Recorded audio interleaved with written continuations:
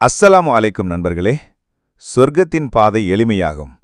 யார் கல்வியைத் தேடி ஒரு பாதையில் செல்கிறாரோ அவருக்கு சொர்க்கம் செல்லும் பாதையை அல்லாஹ் எளிதாக்குகிறான் என்று நபி அவர்கள் கூறினார்கள்.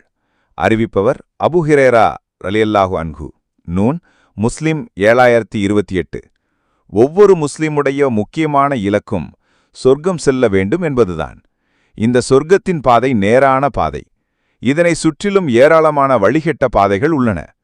நாம் வாழக்கூடிய இந்த காலகட்டத்தில் குழப்பங்கள் அதிகரித்து காணப்படுகிறது.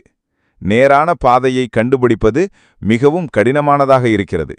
நமக்கு நேரான பாதை எளிமையாக கிடைக்க வேண்டுமென்றால் கல்வியை தேடி கற்க வேண்டும். நாம் கல்வியை தேடி பயணம் செய்தால் இறுதியில் சொர்க்கத்தை அடைந்து விடலாம். இதைத்தான் மேற்கூறிய நபிமொழி உணர்த்துகிறது.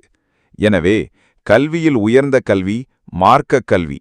அந்த கல்வியை நாம் முழுமையாக கற்றுக்கொள்வோம். உயர்ந்த சொர்க்கத்தில் நுழைவோம்.